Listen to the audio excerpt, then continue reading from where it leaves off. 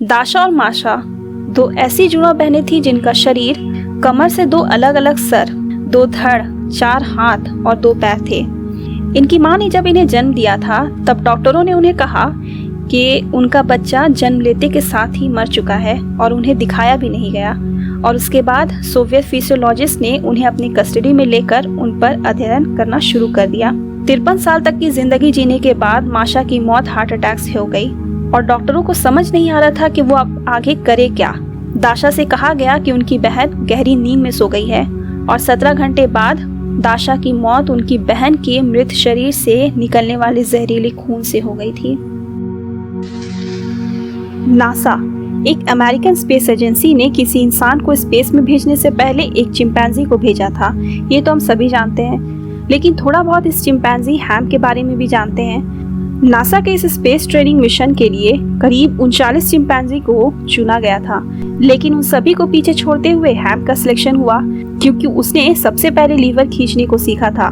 लेकिन इसकी ट्रेनिंग इतनी आसान नहीं थी।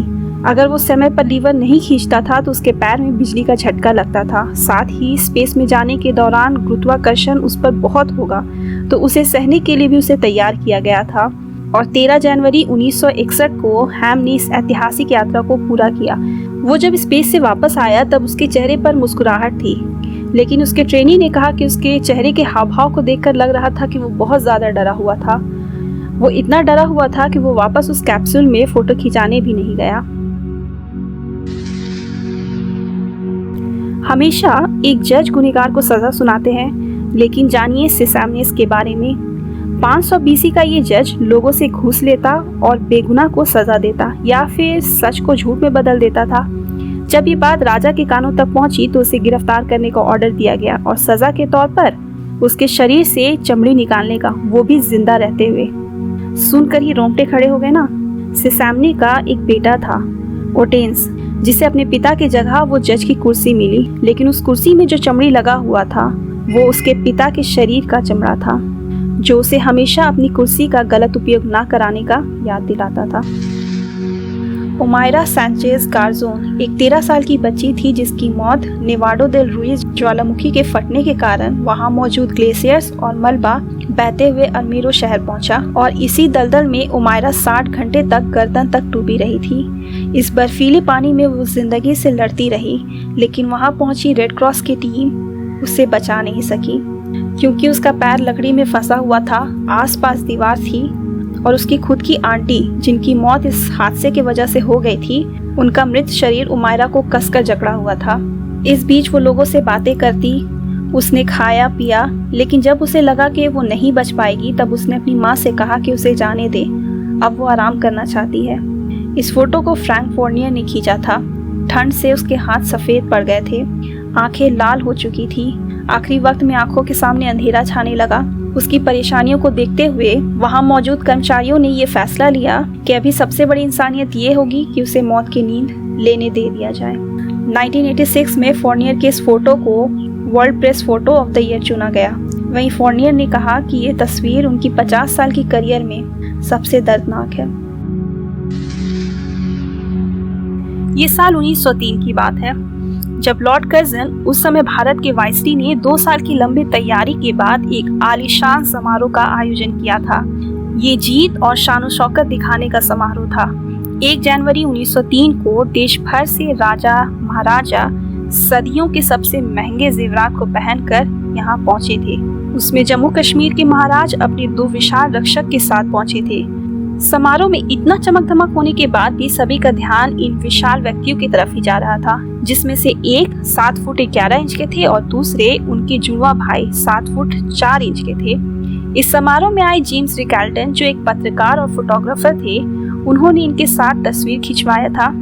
इन्हें कश्मीरी जायंट्स के नाम से भी जाना जाता है, जो उस समय दुनिया में सबसे लंबे व्यक्तियों में से एक थे।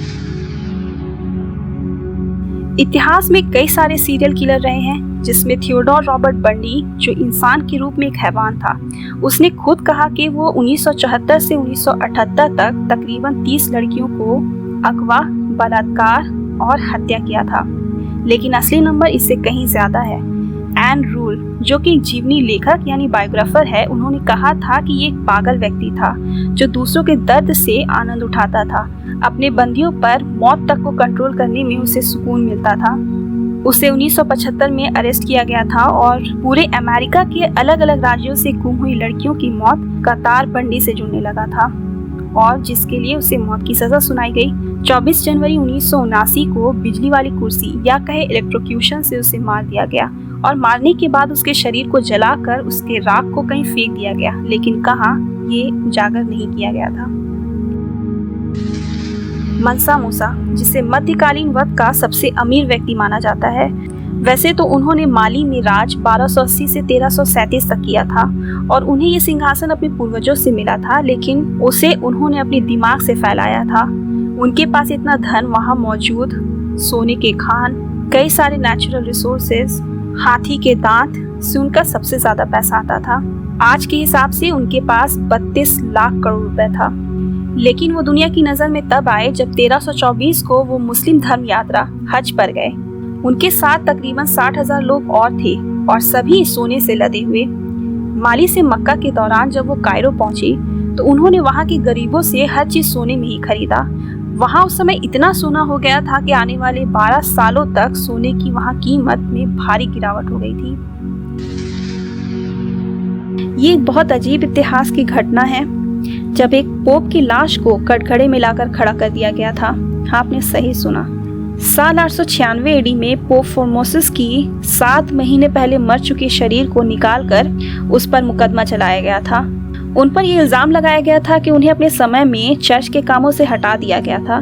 फिर भी वो 891 एडी में पोप बन गए, और तो और रोम के राजा को तख्त से हटाने की भी उन्होंने कोशिश किया था, और इस बात का गुस्सा उनके मरने के बाद भी उनके दुश्मनों को शांत नहीं कर पाया और लाश को कटघरे में लाकर खड़ा कर दिया। एक व्यक्ति को उनके तरफ से बोलने के लिए रखा तो गया, लेकिन फॉर्मोसस इसे हार जाते हैं और सजा में उनकी उंगलियों को काट कर लाश को फेंक दिया गया, और जब तक वो पोप थे उस वक्त को रद्द कर दिया गया। ये जो कंकाल आप देख रहे हैं, ये 3000 साल पुराना कंकाल है, जिसकी मौत शार्क के शिकार बनने से हुई थी। इनके कंकाल में सोचिए 800 से भी ज्यादा शार्क के दांत के निशान हैं। इन सभी चोटों को देखकर लगता नहीं है कि ये घाव भरने वाले थे, यानी हमला बहुत ही घातक, और मौके पर ही इस व्यक्ति की मौत हो गई थी। साथ ही इस कंकाल का दायां पैर और बायां हाथ दोनों ही गायब है। पश्चिमी अफ्रीका में ये झील न्योस अ गुड लेक के नाम से जाना जाता था, क्योंकि वहाँ का पानी इतना साफ था कि इसे कोई भी आसानी से पी सकता था। लेकिन 1886 में इस झील ने रातों रात 1800 लोगों को मौत के घाट उतार दिया था। कैसे? हर रोज की तरह यहाँ लोग काम खत्म करने के बाद घास के बने अपनी झोपड़ी में जा चुके थे कि अचानक उन्हें इस झील की तरफ से एक जोरदार गड़गड़ाहट की आवाज सुनाई दी। गांव के लोग आसपास से निकलकर जैसे ही झील के पास पहुंचे कि 300 फीट ऊंचा पानी का सैलाब आया, और पीछे सालों से दबे कार्बन डाइऑक्साइड जिसने वातावरण में जगह बना लिया और लोगों की दम घुटने से मौत हो गई, और इसे अफ्रीका के इतिहास में सबसे खतरनाक प्राकृतिक आपदा माना जाता है। तेपिंग रेबेलियन कहलाने वाला ये जंग, जो 1850 से 1864 तक चला था, वो चाइना के मांचू किंग डायनेस्टी और तेपिंग राज्य के बीच हुआ था। उसमें 3 से 5 करोड़ लोगों की जानें गई थी, जबकि उस समय पूरी दुनिया की आबादी 102 करोड़ थी। ये दूसरे विश्व युद्ध के बाद मौत का सबसे बड़ा आंकड़ा है। इस युद्ध को किंग साम्राज्य ने जीता था, लेकिन बहुत तबाही और नुकसान के बाद। अगर इस वीडियो को आपने अंत तक देख लिया है, इसका मतलब है कि आपको मेरा वीडियो पसंद आया है, तो चैनल को सब्सक्राइब भी कर लीजिए प्लीज़।